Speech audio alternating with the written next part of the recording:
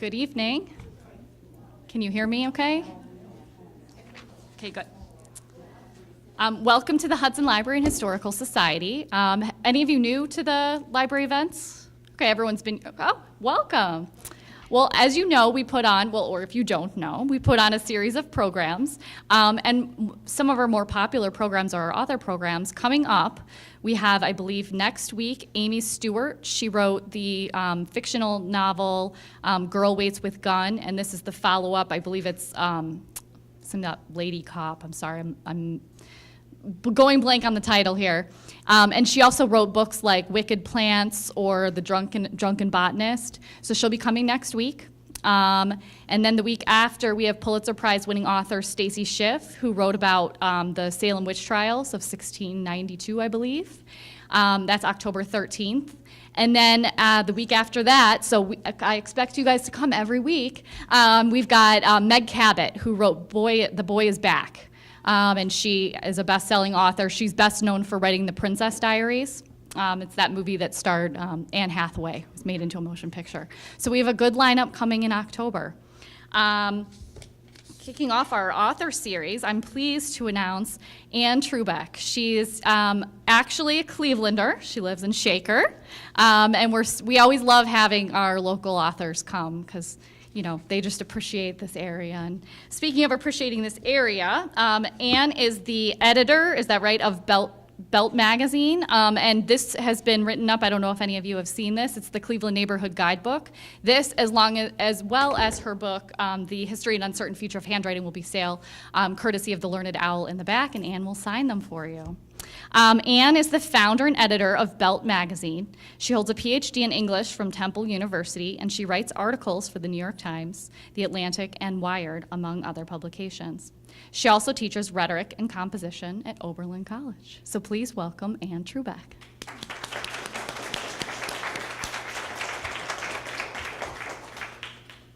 Thank you. I'm really happy to be here. I'm sort of awed at the people that are following me, so I feel like I'm the opening act maybe for a great lineup. You guys are lucky here in Hudson. I was saying I always see the list of speakers that you have for this author series, and I'm always so impressed, and then I think I should drive down from Shaker, and I don't, but still, it's very impressive. And I also am very impressed that you guys are out tonight because apparently everybody in the United States is going to be watching the debate soon. And so I'm going to make sure to not go on too long so that we can all go watch the debate afterwards. So can you hear me? Can you hear me if I'm like this? Or just like this? Like this is good? Okay. So I'm going to read from the introduction and then the first chapter. Don't worry, they're short. The book is very short, so you can imagine that the chapters are short. It's like a selling point, I've decided, for the book. It's like, and it won't take you long to read, just a couple hours. And you actually don't even have to read it, you just have to buy it. But the introduction opens with a little bit of Northeast Ohio, so I thought that would be interesting, and starts in the present, and then we go way, way back in time. So I give you a little taste of both the present and the way back that I talk about in the book. And the opening quote for the book is from Erasmus, something he wrote in 1528. It was a pamphlet called On Handwriting, and he said, "I never saw a hotter argument on so unexciting a subject." And I've been, since the book has been out the last few weeks, I have remembered again how passionate people are about this topic. So we can maybe have a discussion about that later. Ellie was sitting at her desk, across from Max and next to Isabel, writing in a small stapled book with a green cover. She had written the title, How the World Works, in large letters and then colored them using the blue and green markers on her desk. Inside were 12 pages on which she had written in neat printed letters. Ellie, a pseudonym, is a second grader, and I was hanging out in her classroom during the Tuesday morning literacy block of Ms. Hammer's class at an elementary school in Shaker Heights, Ohio. I was there to observe a typical handwriting lesson in American public schools. At the beginning of class, I had watched Ellie go to one of the 4 computers and type in her username to Success Maker, a reading program featuring bears that drum when a child gets an answer right. After Ellie finished writing in her book, I squatted next to her and asked her a question. Which do you prefer, handwriting or typing? She thought for several moments, staring at me with a somewhat confused look on her face. Her eyes rolled up toward the ceiling as she contemplated such an odd question, then looked down at me.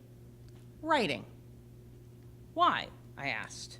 Because when you go to the computer, you have to find a letter and you don't know where it is. I was surprised by her answer because at the beginning of the class, all the kids, including Ellie, had raised their hands when asked who wanted to have a turn at the computer. I assumed that for them, the novelty and ease of keyboarding would be more fun. When I polled some of Ellie's other classmates, they were equally divided on the question and had a variety of reasons for preferring one method of making letters to another. Typing is more fun, said one. Writing is quicker, said another. A few minutes later, Ellie looked back at me. She had changed her mind. But when you write, your hands hurt because you have to hold the pencil. Ellie and the other kids in Ms. Hammer's class, like many of us, can find pros and cons with the 2 types of writing instruments in their classrooms, pencils and computers. The fact that both handwriting and typing are equal players in Ellie's education speaks to the fact that we are all living through a historic moment in the history of writing, the shift from one technology to another. Ellie and her classmates are at the center of this storm because they are going to elementary school now, and kindergarten through 3rd grade are the years in which one is typically taught handwriting. Ellie is both lucky and unlucky to be in the middle of this transition. She has 2 ways of writing at her disposal at a younger age than most Americans have had. She can both type and print, but there's no clear consensus as to what she should be taught. Printing only, printing in cursive, or even just keyboarding. In a world where you can electronically sign your tax return and where we predominantly use phones for written communication, perhaps Ellie does not need to learn how to use a pencil at all. After all, it makes her hand hurt. But the prospect of not teaching students handwriting strikes many as unimaginable. The 3 R's, reading, writing, and arithmetic, have been a core part of American education for as long as any of us can remember. The thought of altering that precept of schooling seems threatening, not just because change is difficult, but because people often carry with them a host of larger associations with handwriting. The ability to write by hand is connected to core values. An educated person must know cursive, some believe. Signing one's name authenticates one as an individual, a unique person. Civilized peoples must teach their children this skill. These are powerful beliefs, but they are historically and culturally specific. The 3 R's are themselves an invention of the past century. Many civilized cultures have not ever developed handwriting. One can consider handwriting simply a one way to make letters, a neutral technology, and conclude that the way we make them is of little import. After all, no one is suggesting we stop teaching the expression of ideas through written language. This shift from handwriting to keyboard could be seen as innocuous as, say, teaching high schoolers how to drive only cars with automatic transmissions. But since handwriting is bound up with connotations that propel it beyond simply being a fine motor skill, the prospect of its disappearance is threatening and anxiety-producing. The current shift from one writing technology to another is as jarring and culturally significant as when the printing press was invented. In the 16th century, monks decried the horrors of printed books, which they were sure would be full of mistakes.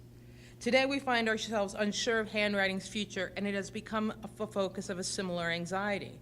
Will people who text a lot become less literate? Does Twitter spell the end of complex, lengthy writing? These anxieties and worries aren't new to the 21st century, and if history is any guide, new technologies do not kill off previous ones. Writing didn't kill speech, but speaking took on new valences as writing came to compete with it. Indeed, the ancient Greeks argued orality was a more complex form of communication than writing. We see this happening now as handwriting is lauded as something that embodies positive personal qualities, rigor over facile information processing, individual emotion over impersonal mechanization. Writing of any kind, be it on computer, on a typewriter, on papyrus, or on stone, is not natural. It's artificial, a man-made technology. Speech will always be more personal and natural than any type of writing. But technologies have much to recommend them. We will lose something as we print and write in cursive less and less, but loss is inevitable. In fact, it may be the only constant in the history of handwriting. I regret how little is now written in clay or stone, with its distinct heft. I miss the physicality of typewriting, the hard shove of the carriage return, and the satisfying flick of the completed page out of the platen. Yet I'm thrilled I can write this book on a computer, which makes deleting poorly written paragraphs easy and allows me to change and refine my ideas as I compose. So should Ellie learn cursive? Probably not. It will only really prepare her for third grade, not life. But the history of handwriting is replete with lessons once taught to generations now forgotten, and some that resonate with us anew. Children have been learning to write for some 6,000 years. In those early classrooms, teachers taught how to press a wedge-shaped marks into wet clay. As unfamiliar a way to learn one's letter as that might sound, the tablets they produce have much in common with how many of us, including second graders, write today. Cuneiform, humanity's first writing system, was invented some 5,000 years ago in what is now southern Iraq, and it was most often written on clay tablets a few inches square and an inch thick. Hundreds of thousands of tablets have been discovered by archaeologists over the centuries, and they are held by many museums and libraries around the world, including the Morgan Library Museum in New York. When I visited the Morgan to view cuneiform, Sidney Badcock, curator and department head, invited me to pick one up. "Really, I can touch it?" I asked. "Absolutely," he responded. "The oil on your hands won't hurt them, and they won't break. They've lasted this long." These are really, some of these tablets are really tiny. We'll talk about this, but if you have an image of it in your mind, just think, a rectangular piece of clay that's about this thick, and anywhere from like this big to, some of them are much larger. Got a shard of pottery. To be so close to these tablets, which are mind-bogglingly old, was stunning. Vellum, parchment, papyrus, and paper, other writing surfaces people have used in the past, deteriorate easily, but not clay, which has proven to be the most durable and perhaps most sustainable writing surface humanity has ever employed. Gingerly, I brought the tablet close to my eyes. The clay was cool to the touch. Palm-sized and pale brown, it was full of tiny incisions. Although I had seen images of cuneiform before, I underestimated how much the reproductions had been magnified.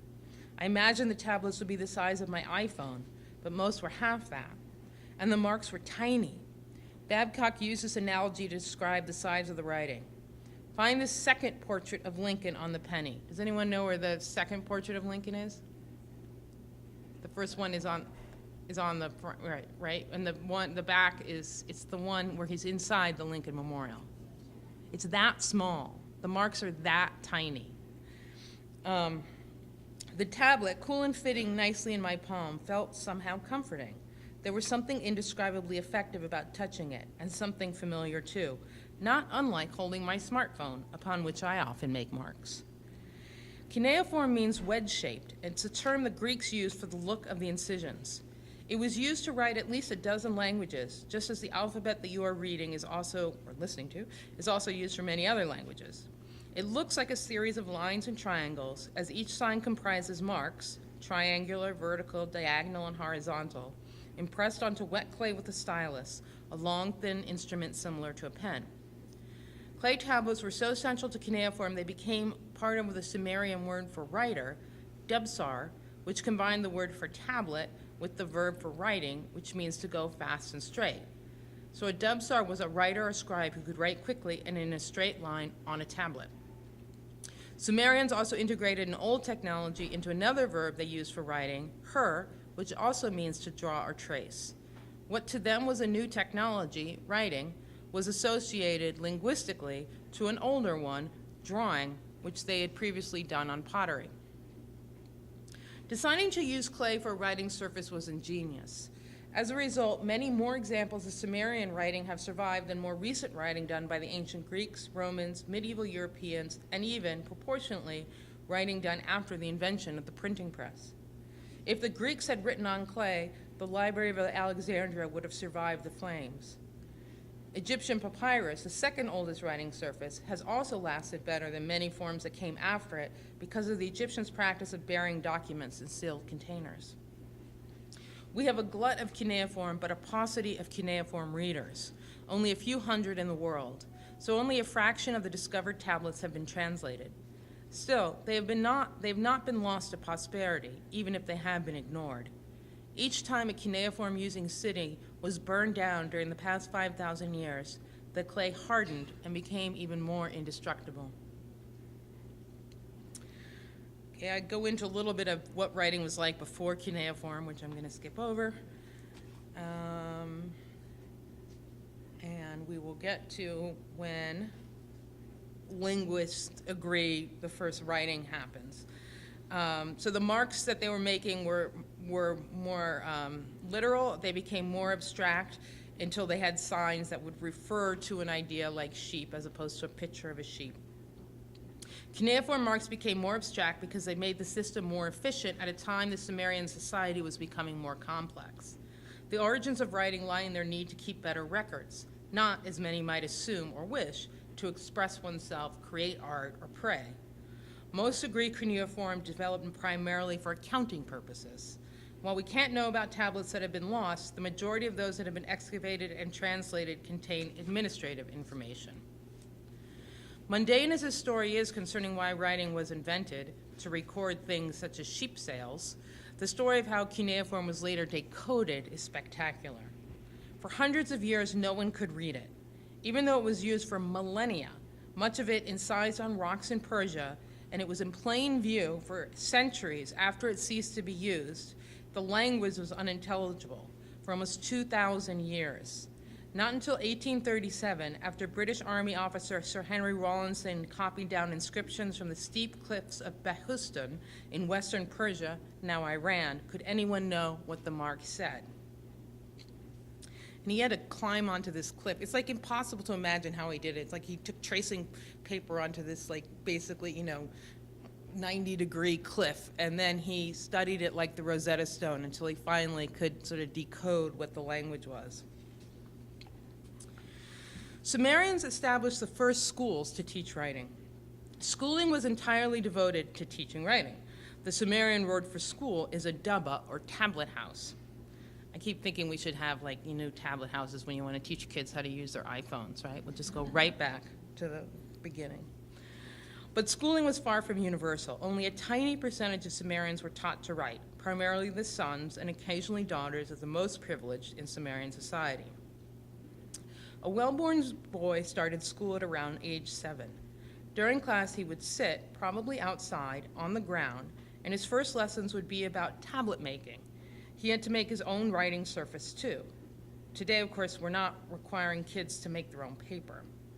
His teacher would give him a piece of wet clay and tell him to mold it into one of several shapes and sizes, each of which indicated a different purpose for the tablet. Some were round, some square, some large, some tiny. Round tablets were used only for school assignments. To write on his tablet, he would use a stylus usually made from a reed, and then with the stylus in hand, he was taught how to score the tablet into columns and lines that would guide the marks. After scoring his tablet, he would then make signs, pressing his stylus into the clay in the proper direction and at the proper depth. So he's like going like this, right? You've got a piece of wet clay, and you've got basically a stick, and you're just pushing the stick into the wet clay. Stylus technique was complicated. The tip of the stylus was triangular, and turning it caused different slants and directions for the marks. Some went deeper than others, some went horizontally or vertically, and the bottom of the stylus would make a round mark, each with distinct meaning. Writing was two-handed.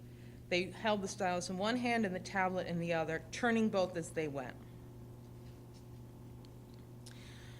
There were no textbooks or lesson plans. Instead, teachers memorized assignments, perhaps from their own school days, and taught their students to do the same. No one composed writing. All the students did was copy, following drills to improve memory and fine motor skills. In one exercise, teachers would help students learn their marks by writing words on one side of a tablet and then give the tablet to the student, who would turn it over and use the other side to try to write the same words, not unlike a blackboard demonstration. It took years of study to become a scribe. The training was so extensive because of how small the script was and the complexity of the marks themselves. Cuneiform also became more complex as it evolved and new signs were added. Students had to memorize hundreds of signs, and some would continue after learning the basics to advanced studies. They could specialize in copying legal documents or in temple administration, and the most advanced students were allowed to copy hymns and epics. Remarkably, all cuneiform marks look identical across tablets. Some scribes left very small marks called colophons on their tablets, attesting to the authenticity of what had been written and honoring Nabu, the god of scribes. But the colophon was written in a script indistinguishable from the other words on the tablet. The fact that, of the thousands of tablets found, many from the same archaeological site, none are written with an identifiable hand becomes even more astonishing in light of the complexity and intricacy of cuneiform. The first handwriting, then, was not the least bit personal. Based on their output, scribes were more like human computer keys than they were individuals expressing ideas. However, Sumerians did have a way to distinguish themselves. They had a unique seal. All Sumerians, even the illiterate, carried seals, small cylindrical pieces of stone upon which were carved intaglio style raised words and images. Seals had holes through them, basically like a bead, a stone bead that's long and thin, maybe this long. Seals had holes through them, and every Sumerian hung his or her seal around the neck. And just like fingerprints, no two seals were the same. Cuneiform seals were the Sumerian version of signing one's name in ink. To witness a marriage, a Sumerian would roll her seal over a wet tablet, making a base impression on the clay shallower than the marks contained within it, like a rubber stamp. Seals were so central to Sumerian society that experts have identified canceled seals, the equivalent of cutting up a credit card, as well as forged seals and seals with lines scratched across them, perhaps made after someone died. Although each seal was made from stone, Sumer had no stones. It was a flooded desert plain. Every seal, therefore, had to be imported. Some of the stones have been identified as coming from as far away as modern-day Afghanistan and Egypt, but how or why they were transported is unknown. To us, one's signature is tied ineluctably to this sense of self. Signatures are not reproducible. There are laws against forging them. But for Sumerians, the opposite was true. Seals were their signatures, and they were reproducible. Each time a Sumerian rolled her seal across clay, it looked exactly like the last time she did it. Again, the seal functioned much the same way a rubber stamp does today. They were a form of identity akin to credit cards, both reproducible, you use them to make the same mark over and over, and unique, they identified one unique individual. Cuneiform as a writing system is dead in the sense that Latin is dead. No one writes or converses in it. But it's not gone. You can buy Complete Babylonian, a teach-yourself guide by Martin Worthington. It's up there on Amazon. And indeed, argue persuasively that cuneiform was the most influential writing system in human history. 15 other languages developed from it, including Old Persian, Akkadian, and Elamite. Sumerian was taught as a classical language for generations after it ceased to be a living language. It was taught to those who spoke Aramaic and Assyrian, but who read, copied, and recopied Sumerian literary works. By 1600 BCE, no Sumerian speakers were alive, but it was still used for another 1,000 years. When one form of writing dies, it takes an inordinately long time for it to go extinct, if it ever does. Eventually, Aramaic and Akkadian replaced Sumerian. Writers stopped using clay in favor of papyrus, and a new word, scribe, replaced the Sumerian word, tablet writer. The transition was slow, with several systems being used simultaneously. Clay continued to be used even after most people had shifted to papyrus. Indeed, this transition is familiar. The simultaneous use of different writing technologies was happening in the coffee shop where I typed this chapter. Looking up, I saw people using a pen to annotate a paperback, a cell phone to text, a laptop to write, and a pencil to take note of a transaction at the cash register. We may, in fact, be becoming more like Sumerians with every passing year. Most of us carry around small, palm-sized writing tablets made of a durable material. And cuneiform feels, materially, more similar to my daily experience in writing than do the sheets of paper in elementary school classrooms. Thanks. So that's the present, and then the way back. Afterwards, I go sort of chronologically through the West, and I take you on a little tour of Egypt, and then we look at Greek and Roman writing practices, and then we spend some time in the medieval era, and get to the Enlightenment, 19th century America, and then the typewriter, big problems when the typewriter shows up, and looking at handwriting sort of changes in its connotations and its meanings to the cultures throughout history. So, do you have questions? Yeah. Going from writing to keyboarding or back to writing, so much of how we define ourselves is whether we are right-handed or left-handed, and it makes a big difference. But in a world, how will the lack of writing affect thought process? In other words, that if part of what's considered right brain, left brain, which hand, I mouse left-handed because I play piano, and it means I react differently with that hand now. And how will that, over time, if we don't keep teaching writing, will we have people walking around with one side lower than the other or something? I don't know. Well, there are other things that we are handed, that handedness comes into play for. Like what I pick up my fork, I'm left-handed, so I use a fork with my left hand. That's not going to change if I'm not handwriting anything, right? So I think that's a sort of genetic, we're predisposed to one hand or another. It's not related to writing. It's just what you're going to choose first if you're going to pick something up. Majority activity, though, you would do with that, maybe, if you're right. Yeah, but I mean, when I use my cell phone, I hold it in my right hand and I type it in my left, right? So I mean, I don't know. I'm not a scientist, but it's an interesting question. But I don't think it would be too dramatic in our brains. Book may answer this question, but I haven't read that, so I just wanted to say that. When you talk about writing, are you talking about longhand cursive, or are you also including print? When I'm talking about cuneiform, right. It's any kind of writing by hand. Right, and when I was talking about what Ellie was learning in second grade, I was asking her writing in second grade. Usually they haven't learned cursive yet. So then when I talk, the only time that you have this distinction between print and cursive is really the very, very end of this story, right? So last 100 years in the United States, and so people use different terms that can be very confusing. So I use handwriting as a catch-all term, and then when we're talking about what's happening in education today, I'll distinguish that as print and cursive. Do you have a viewpoint on print versus cursive, handwritten?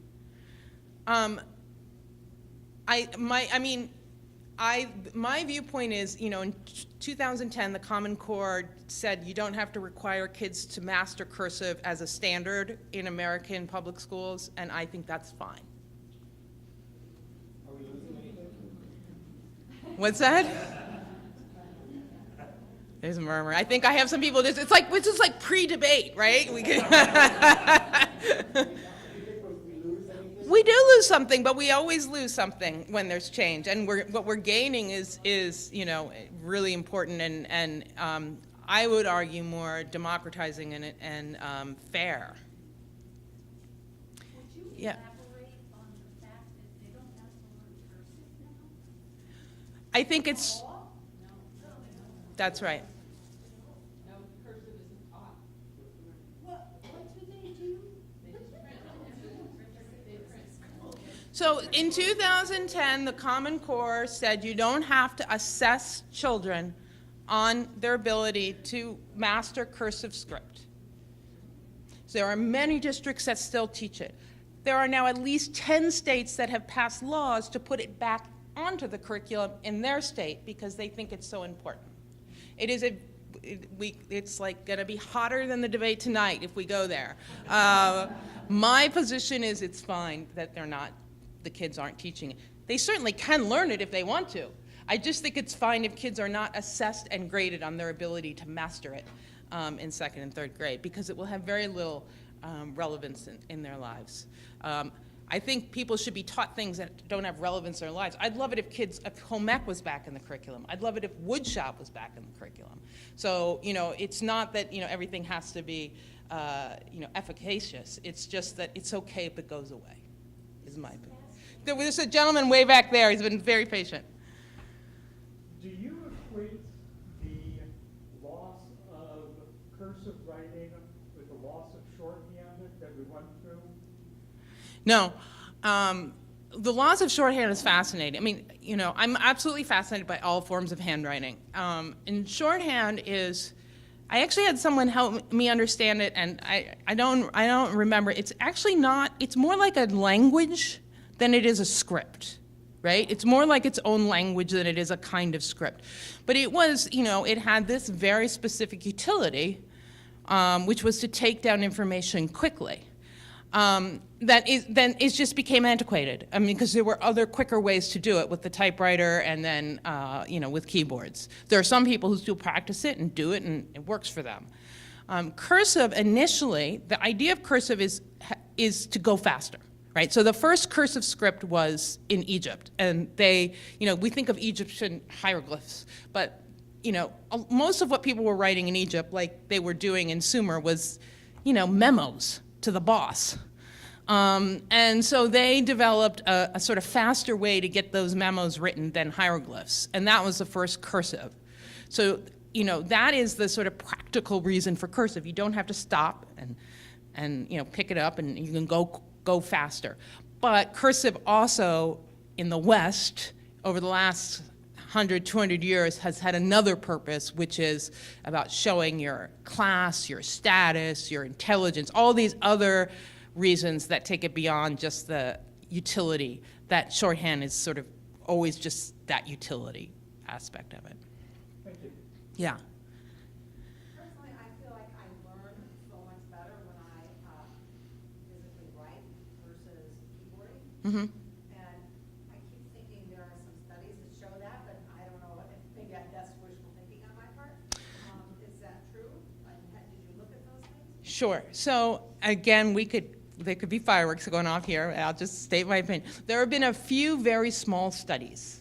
First of all, you can't really do a study that's going to prove anything because you can't have a sample size of, these 1,000 kids only learned how to type, and these 1,000 kids only learned cursive, and here's the difference. I mean, there's just no such thing. There's very few studies that show that there's some different cognitive things that happen with cursive and keyboarding, but there's a lot of independent variables that aren't being accounted for. So I think the jury is out on the science, period.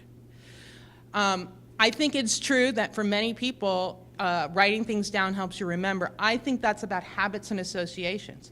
Your whole life, you have written things down to remember them, and so it's like grooves in your brain, right? I mean, think about it. The best way, the people in oral cultures had much better memories than any of us do here today because they never could write anything down, which means they had to think about it and store it in their brains. That is a much better way to remember something than writing it down. Of course, writing, gives us history, so it gives us cultural memory. But I would say the answer to your question is that it's your habits and associations with writing things down, and it's not true for everybody, and it will be less and less true for people who aren't growing up writing things down to remember. What about the dependence on electricity? I mean, there may be batteries or what have you, but this is what I don't understand. That's a finite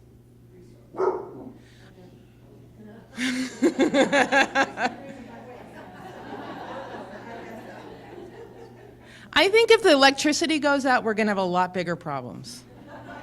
I agree, but I mean, even periodic, or what about globally, countries that don't have access to, I mean, you talk about democratizing, what about countries that can't, reach the technological level that, for instance, we have with us? I just want to understand. Sure. Democratizing things means that everyone can print. Sure. Well, there are people who have more access to technology than they do food. The question of the digital divide has not really happened as we thought it might.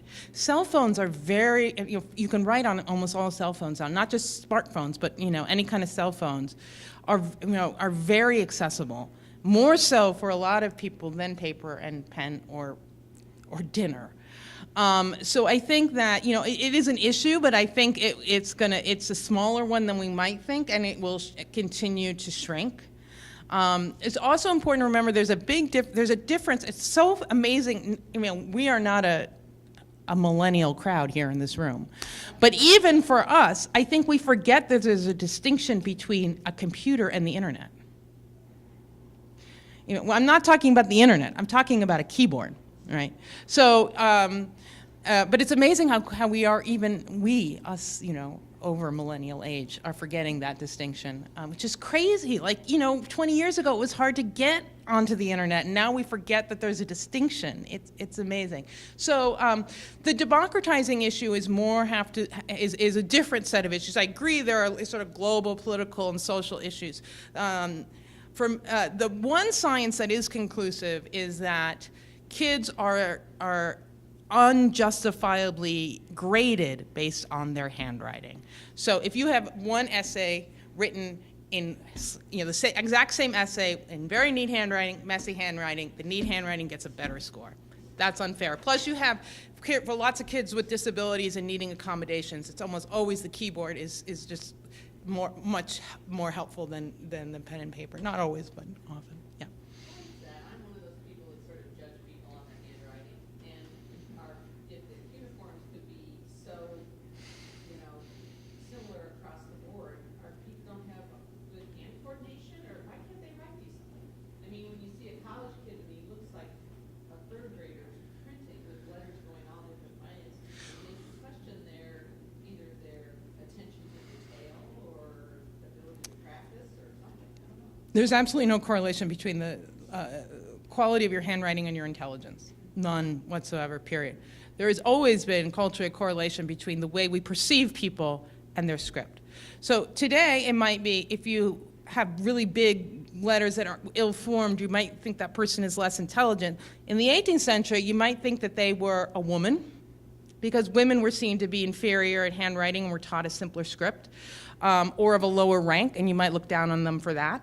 So we look down, we make judgments, just like maybe you're judging people here by their hairstyle or their clothes. It's like a form of fashion. But there are all sorts of levels of unfairness. For instance, for us, and again, this changes throughout history. The big part of the book, as I'm trying to say, is our relationships, our ideas about handwriting are specific to our place and time. They haven't always been true, and they won't always be true in the future. But I would say for today, if you are a 50-year-old white man with very messy handwriting, probably a professional, smart, wealthier kind of man, right? If you are a 28-year-old woman with very rounded, perfect handwriting, you might be thought of as less intelligent, even though you have very nice handwriting, right? Because those are some of the assumptions that we make. They're not based on anything. Handwriting is basically a fine motor skill. To cut to the chase, it's really, so people who are good at handwriting tend to be good at drawing.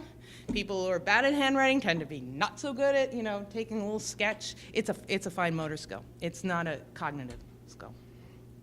Yeah. I was very interested in the title, The Uncertain Future of Handwriting. I was interested if you might talk about that. And also, I read many things as children learn less how to write cursive. They're also actually, when they look at cursive text, they're not able to read it. And when you talked about that there were so few uniform scholars, I wonder, is that the direction? Will reading historical documents be relegated to scholars? It already is. About 98% of historic manuscripts that have been written just in English, not to mention all the other languages, are unintelligible to any of us in the room. And there are scholars called paleographers who learn how to decode scripts from earlier times because they are just so hard for us to read because they are unfamiliar. Shakespeare wrote something called secretary hand. Secretary hand was what everybody in Elizabethan England wrote in for about 75 years, and then no one wrote in it ever again, and it's incredibly hard to read, and there are, just people who study it. On the other hand, people keep saying, if you can't write cursive, you can't read it. Says who? It's not, I mean, I would challenge anyone to put this book in front of an American who can read and say, I can't read it, if you spend some time trying to figure it out. I will tell you an experience I just had in a writer's critique group. There was an elderly woman, she was probably in her 60s, and she did not know how to type.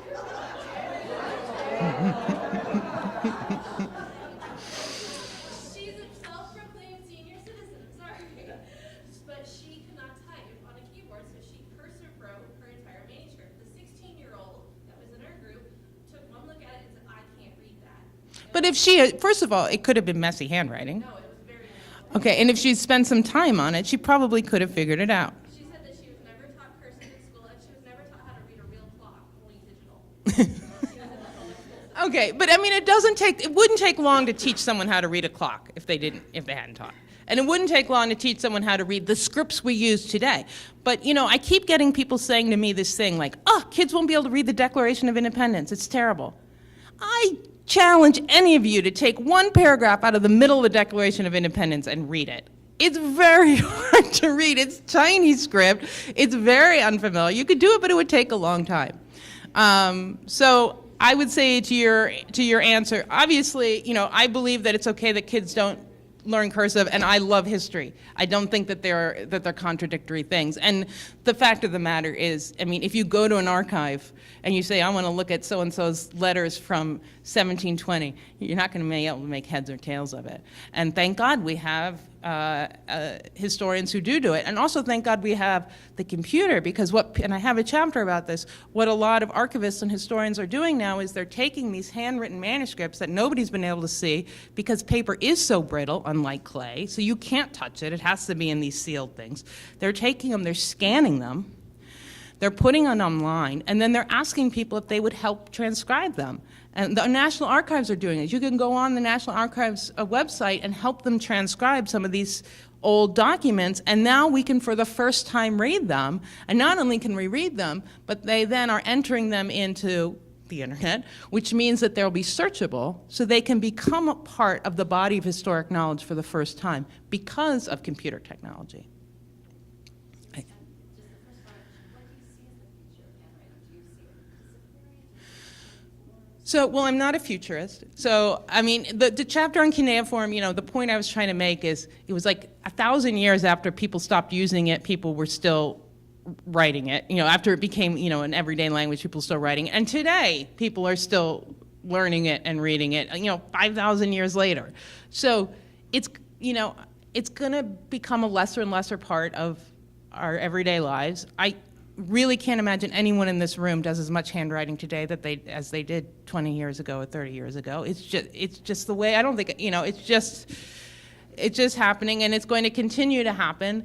And, you know, but it's slow, like, you know, like global warming, like the Earth will be gone before we get to that point. You know, it's going to be 500 years, 1,000 years, or whatever. What I think about computers is they have all these different kinds of fonts. Yeah. And I used to teach dyslexic children, and they didn't know whether to put the line first before the B, you know, the line first before the B, and they get Right. mixed up, and they didn't know their P's and Q's, and they, you know, they really had trouble. So I would teach them how to write. But now you can just, you know, like a computer, you just use different fonts. You don't write, you don't print, you know, you Yeah. find the thing that they can relate to best. I just saw something that somebody's developed a specific font for dyslexic. Did you guys see, anyone see this? And it's a font that actually, if you're dyslexic, it works to your whatever, strengths, weaknesses. It's a very specific, like the rest of, if you're not dyslexic, it doesn't make sense. But if you are, it reads really clearly. It's fascinating. Yeah. So let me shift gears in a second. We're talking about the mechanics of writing. What about your thoughts on the art and construction and the syntax of writing, and the trend that it seems apparent that people are less concerned about the construction of their writing. You talk about, you know, a business executive who is very sloppy, and maybe he's being successful in his handwriting. But in some cases, if you do an email that's written with perfect syntax, some people look at that as you're strange. Right. And so, you know, I do there's an art to writing, but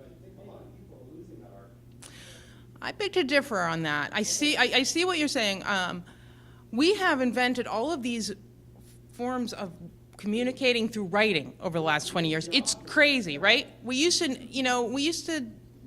were working or in school, you would talk to someone in a meeting or you would talk to them on the phone. Now, all those things have been replaced by writing, by emailing, by texting. I mean, writing has now become, the replacement for speaking and in person. And so we are all doing so much more writing than we did 20, 30 years ago. The number of words per day that is produced is astonishing. Now, these new forms aren't the same as the old forms. So an email is not the same as a letter or a memo. When email first started, there were conventions that really we used it like we did a letter or a memo.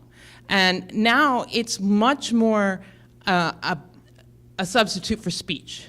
Texting, I think, is a substitute for speech. It's really an oral form. I mean, just think about we talk about chat rooms, right? It's about speaking. And so there have been new codes and expectations of what you have in an email that does make it weird if it's very formal to some people and some places because they're using it as a very efficient sort of thing. Now, at the same time, there is a study that was done of a very comprehensive study of college freshman papers.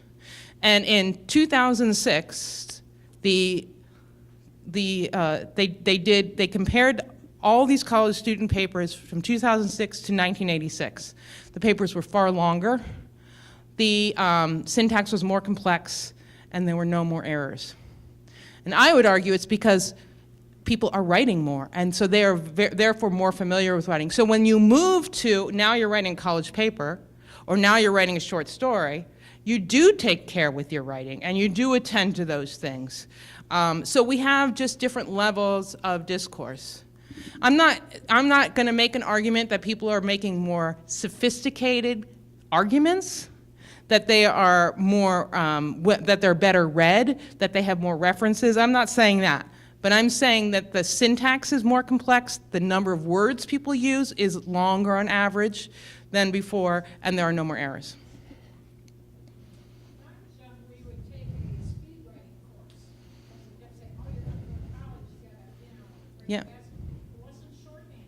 Right. People are still, is shorthand outmoded now? Right, because the purpose of speed writing and shorthand was to write faster. Keyboards go faster than either of those, and so we just go to keyboards. The idea throughout the history of writing and changes in technology has been, for the most part, how can we get writing to match the pace of thought, right?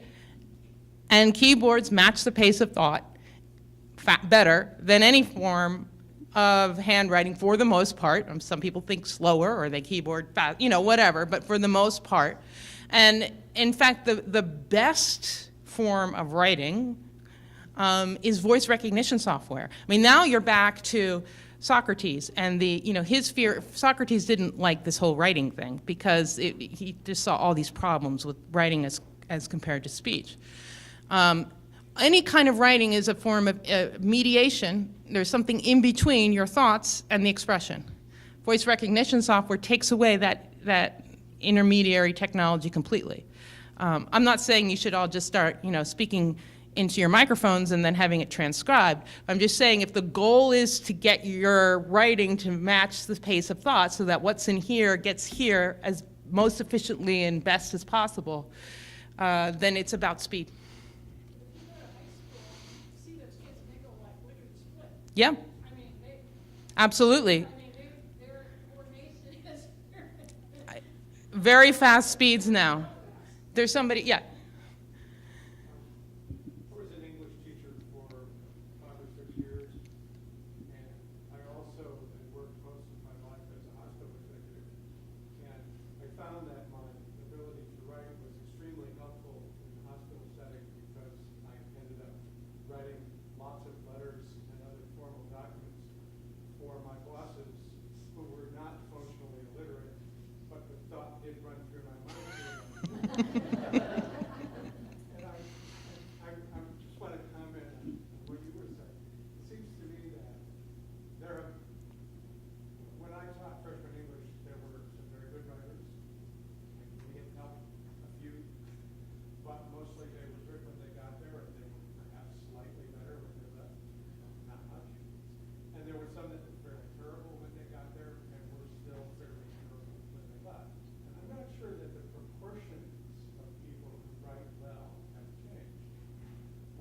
done with a keyboard or with an ink pen or a pencil. I think that the portions of people who can express themselves eloquently in writing is relatively, I haven't seen anyhow anything that would convince me that that has changed dramatically. What we do see is a much wider distribution of people who write badly. Internet makes it very easy to find poorly written. And that's different from Yeah. kind of shorthand, using shorthand in the Yeah. grammar sense, not as a language, but as a kind of quick typing of using a U instead of a Y over U, those kinds. And that's just like any kind of shorthand. I mean, it's the same idea. It's about efficacy. It's about expediency. And the idea that people don't know that it's actually spelled YU is a complete myth. They do. It's they're just different. As a freshman English teacher, I'll say many. Yeah. My brother always said to scribble because he didn't know how to spell. That's smart. I mean, a lot of people do that. Some of our greatest figures in Western culture were illiterate. I mean, Jesus is the only once is Jesus mentioned writing, and there's no proof that he ever did. Buddha never wrote. Moses never wrote. Some of our greatest authors always dictated. They never wrote themselves. They dictated to secretaries who wrote them down or to type them. There's many ways to get through. Yeah.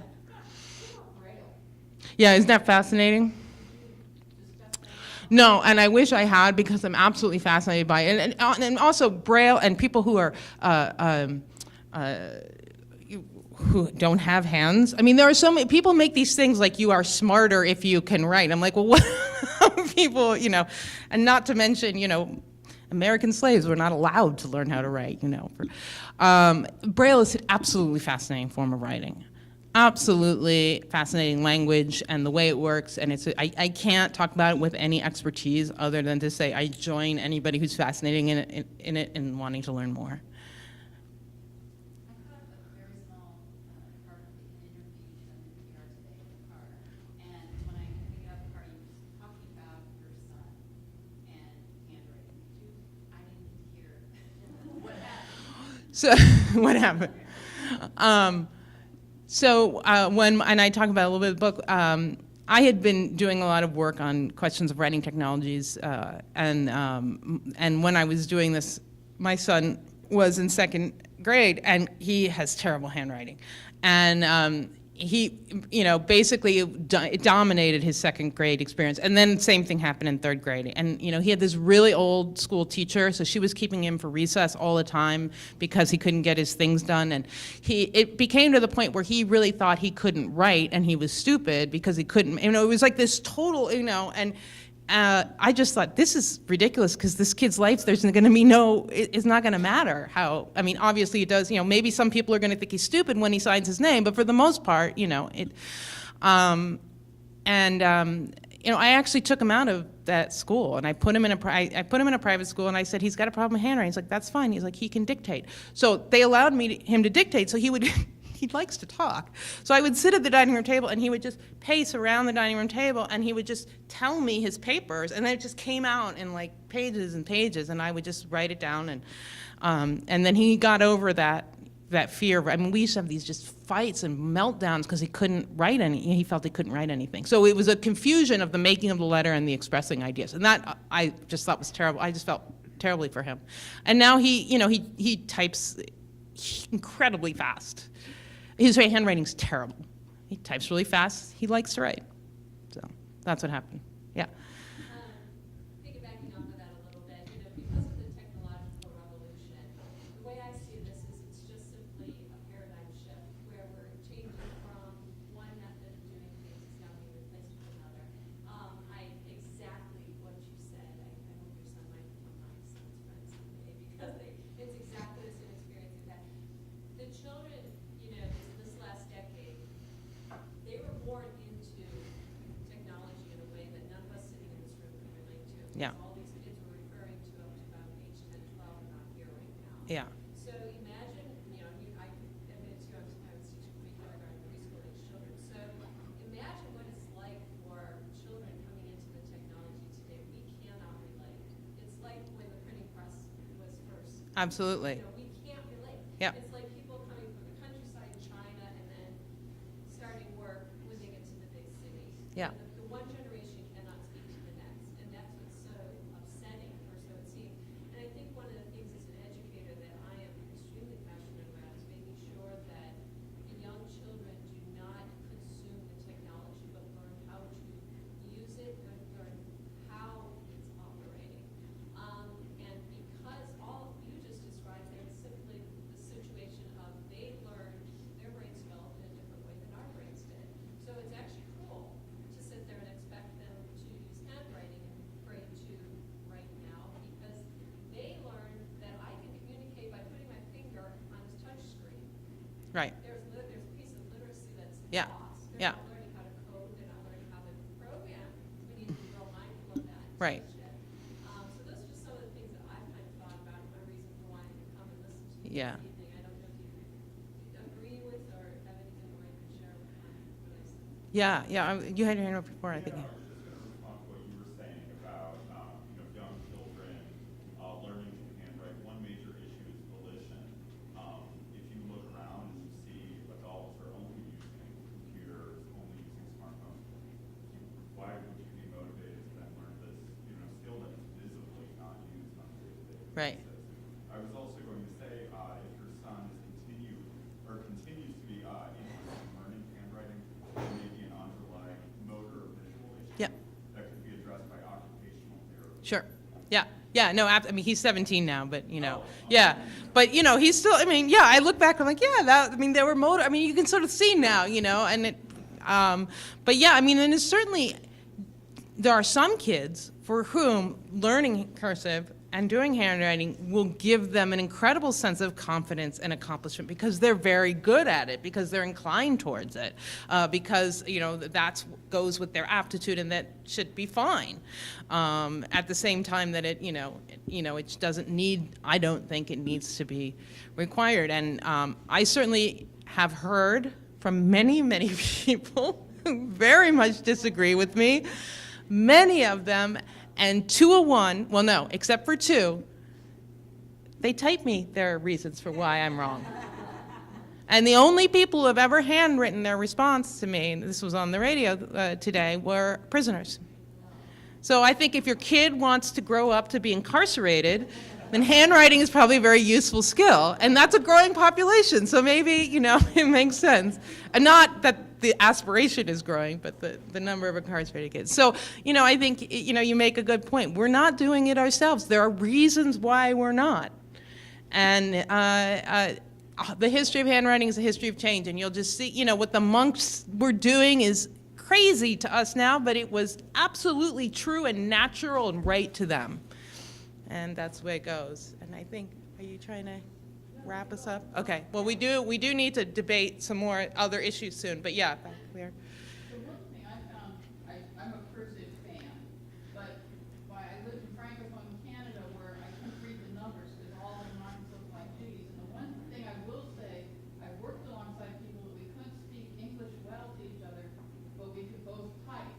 And that's the one advantage. When we talk about communicating in the shorthand, I found a more formal writing style, but for people that don't necessarily have English as their first language, it's a great leveler of the workplace, and that's the only thing as a fan of cursive, I'll say it's been handier, is that I can't read a lot of Francophone handwriting just because of the way the letters are formed, and I read French, but I don't read that. And Yeah. I think that that's the one thing that would become an international world, that the ability to quickly communicate with that letter, or that number especially. Yeah. I mean, hands have changed so much in the West and just in America over the years, and then right now hands across the world. I mean, all in the alphabet, all using the alphabet. But what a Swiss fourth grader writes and what a German fourth grader writes, and what a Chilean fourth grader writes, they are unintelligible to each other because the scripts are so different. Yeah, same rule. I used to teach kids that had Chinese, okay? And in the classroom, they would be the ones that would sit very patiently and read books all by themselves. They didn't have to tell them. But I think a lot of it had to do with they had to learn the Chinese writing, which is so complicated. Well, it's certainly true when people say that kids should learn cursive because it helps with their brain development. I'm like, teach them Chinese because it is a far more complex. The alphabet is a very simple writing system, just 26 letters. It's very easy. You're never going to get your brain to get that, big. It was probably Egyptian scribes who had the most complex brain activity because they had to learn 6,000 hieroglyphs. So yeah, we just are kind of, our whole alphabet is just a big dumbing down, really. But it's very useful. So I think that passing out of stuff is maybe the. Right? Yeah. Well, I had great fun talking with you guys, and thanks.